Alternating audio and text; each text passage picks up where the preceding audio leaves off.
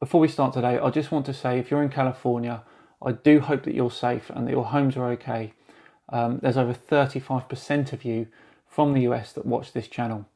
So any revenue that this video makes in the first 24 hours after release shall all be donated. Every single penny shall all be donated to a relief fund. Good luck if you're out there, guys.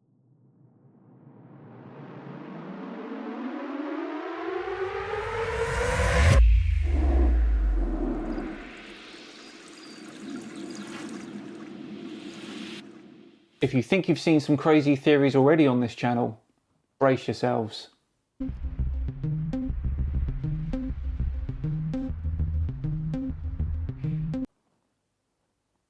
That clip was from YouTuber Planet X Hunter, and he has some interesting theories. Welcome one and all to another episode of Tinfoil Tuesdays with me, Simon Dan. Wow, what another great week it has been. Almost now at touching distance to 100,000 subscribers. I really want to say thank you to all of you for watching. I really mean that. There are many conspiracies in this world, and some even world-ending ones. So when I decided to do today's video on the planet Nibiru, I thought I should look into it a bit first. Nibiru is supposedly the 9th planet that circles with a highly elliptical orbit around the Sun. There are some theories that one day Nibiru will hit Earth, but there's also some theories that it's right next to us without anyone actually realising it. Some people cite this sort of thing as evidence, when it's quite clear that it's just some sort of lens flare. Others, like our Planet X Hunter friend here, have a different approach.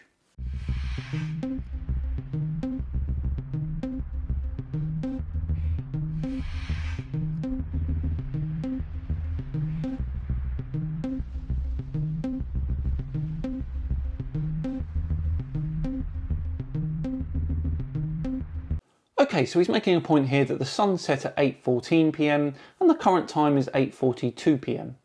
Very happy with that so far.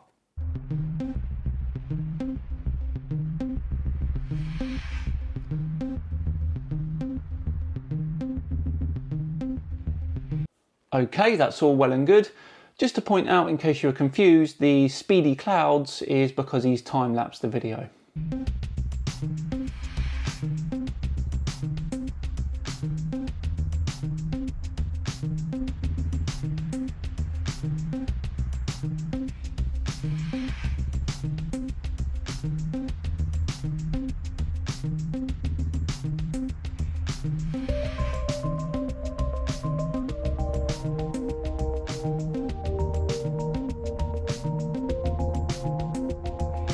Well, the clouds are illuminated from below and they are moving in that direction.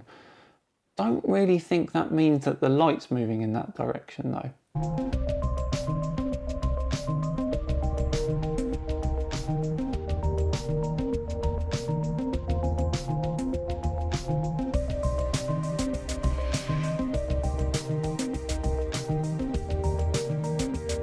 Wow, that escalated quickly. So the clouds aren't our clouds, they're clouds on a giant planetary body. Okay, Planet X Hunter, it's not that I don't believe you, but I'm going to hold fire on taking your word for it at the moment. Okay, so welcome back. You're going to see some footage in a minute. I was just filming the sky over here because there's this big thing going over right now, and I'll show you the footage of that in a minute. But I wanted to show you that I have this great contraption set up. As you can see, it's actually a night vision, and it's but you can't record on it. So what I've done, I've taken the front goggle bit off so you can see the screen, and then what I'm doing, I've set this camera up here recording the screen. So I'm going to show you, firstly, after this video I'll show you straight away what I was recording in the sky, and then I'm going to show you this camera recording the night vision of the same thing so you can see what's going on. Right, so you've got a night vision viewer set up watching the sky and another camcorder set up watching the screen of that. I'm not sure this is going to be as conclusive as I'd hoped. Because I think it's quite important. Yeah, anyway, peace.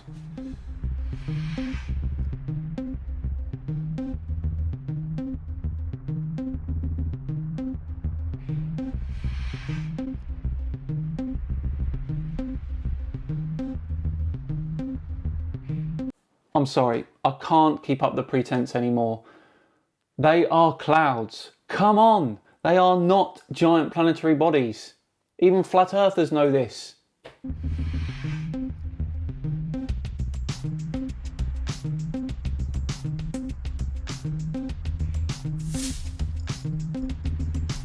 Okay, stars, cool.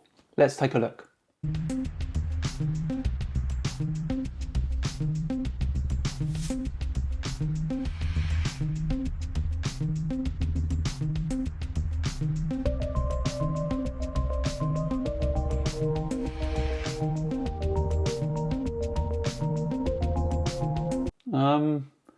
I don't see that. Are you sure that's not your camera work?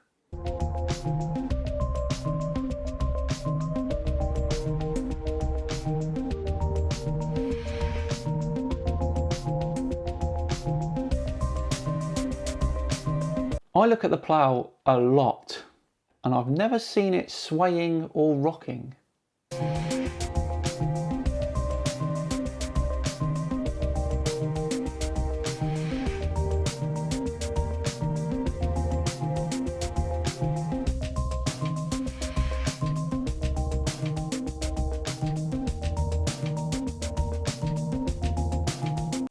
Yep, that's just cloud cover.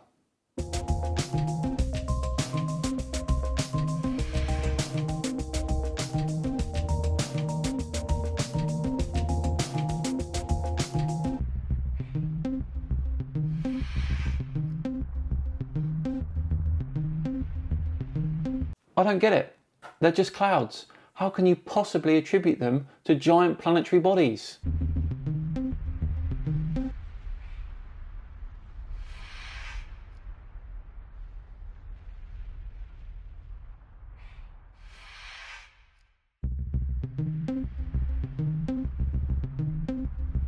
Oh, I see. It's a giant super-sized planet. Right. I clearly don't know enough about this Nibiru stuff. So I thought I'd go and get all the info from one of the leading sky-watching experts, Sam Hoffman. Right, I'm ready to go. Let's see what's what. Good morning. Aloha from tropical Montana. Montana Skywatchers 1 and 2. This is Samuel Hofman. Today is May 9th, 2017, and I'm giving you guys an early video, about a week and a half, maybe 2 weeks early, because there's been some really phenomenal changes, and I'm really excited to give you guys this information. So it's been bothering me a little bit, and I kind of want to get out there. Good old Nibiru, that thing that everybody's been talking about for so long now, has finally become visible again. Now, for you new folks out there, Nibiru has passed Earth a couple of times. It's not new. It's not the first time. We have to get on board with this information. Okay, so Nibiru has passed Earth 2 times already. Gotcha. And you guys really need to come into this because, you know, we're not guessing here. We've been putting these comparative pictures together. We've got actual sightings of the planets. We've got close-ups.